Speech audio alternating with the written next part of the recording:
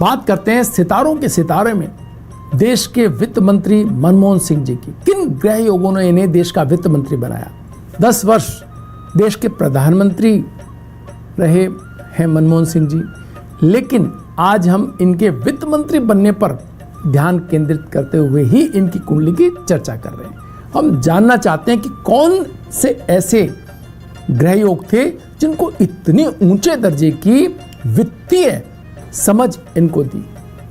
इनकी कुंडली की चर्चा कर रहे हैं। इस संदर्भ में 26 सितंबर 1932 में ब्रिटिश राज में पंजाब प्रांत में, जो कि अब भारत का हिस्सा नहीं है, में मनमोहन सिंह जी का जन्म हुआ। इकोनॉमिक्स में इन्होंने मास्टर डिग्री लेने के बाद कैम्ब्रिज यूनिवर्सिटी से पीएचडी की और इसके बाद ऑक्सफोर्ड से भी डिग्री ली। अर्थशास्त्र पर लिखी इनकी पुस्तकें देश और दुनिया की बहुत मूल्यवान पुस्तकों में गिनी जाती है।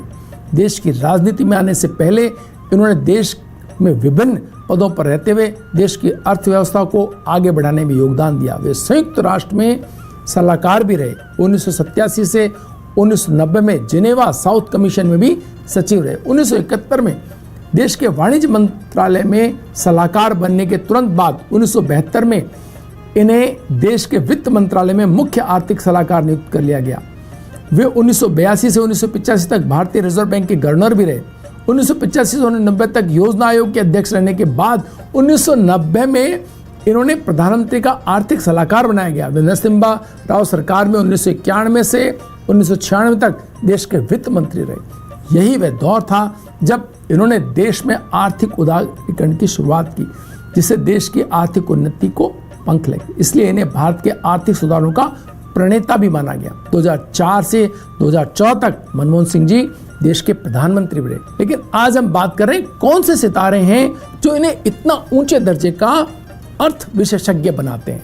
देखिए, सबसे महत्वपूर्ण बात जो इस कुंडली के अंदर दिखाई देती है वो है बुध का उच्च राशि में होना। बुध वो ग्रह जो शब्दों, अंकों और विश्लेषणात्मक क्षमता को बहुत ऊंचे दर्जे पर रखता है। तो यहाँ ये सहज ही समझ में आता है कि सूर्य और बुध की युति, सूर्य भी कन्या राशि के अंदर यही कार्य करता है और बुध यहाँ होने ने इस प्रतिभा को कितनी ऊंचाई दी, आप समझ सकते हैं। साथ ही साथ बृहस्पति का सूर्य की राशि में होना, यानी कि बृहस्पति सूर्य की राशि में केतु के साथ होकर के चीजों में अन्वेषणात्मक जो दृष्टि है, खोजपूर्ण जो उनकी दृष्टि है, चीजों को समझने का जो उनका जो दृष्टिकोण है, वो समग्र सोचने की जो भाव है कि चाहे जो हो लेकिन चीजों को ठीक से किसी भी मन से उसको बाहर ला करके उसका सही विश्लेषण कर लेना, ये इनकी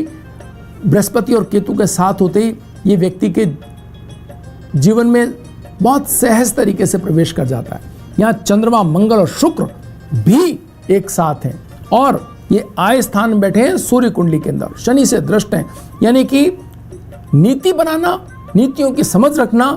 शनि राजनीति में इतनी ऊंचाई दे रहा है। चंद्रमा और शनि का संबंध राजनीति में बहुत ऊंचाई देने वाला एक योग होता है। तो यहाँ मंगल शनि का संबंध, चंद्रमा शनि का संबंध और शुक्र और शनि का संबंध, ये कितनी ऊंचे दर्जे की इनको राजनीतिक ऊंचाइयां दी, ये तो हम देखते ही हैं। लेकिन इन आय स्थान में बैठ करके चंद्रमा, शुक्र और मंगल ने इनको वित्त की इतने ऊंचे पदों पर लगातार बनाए रखा और अंततः वित्त मंत्री बनाकर में बड़ी भूमिका निभाई और फिर प्रधानमंत्री भी बने। वो अलग कारण है, शनि वहां पर उसमें बहुत बड़े रोल निभा रहा है। लेकिन यहाँ हम अभी सिर्फ बुध और बुध से रिलेटेड चीजों पर अपने आप को फोकस कर रहे हैं। तो चंद्रमा स्वराशिष्ट होकर के, मंगल यहाँ उसके साथ में होकर के, तो दृढ़ निश्चय और निश्चयों में आर्थिक निर्णयों के अंदर दृढ़ता और सुधार और उसके बाद उनके परिणाम प्राप्त करने की जो दक्षता उनके पास रही, वैसी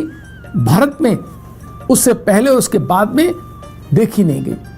तो ऐसी स्थिति जिसको हम आज भी बहुत महत्वपूर्ण ढंग से याद करते हैं और उनके किए गए कार्यों की लगातार सराहना हम करते रहे हैं, वो ये बुध के उच्च के सूर्य के साथ लग्न कुंडली में होने से संबद्ध जो चीज़ है वो आपके सामने।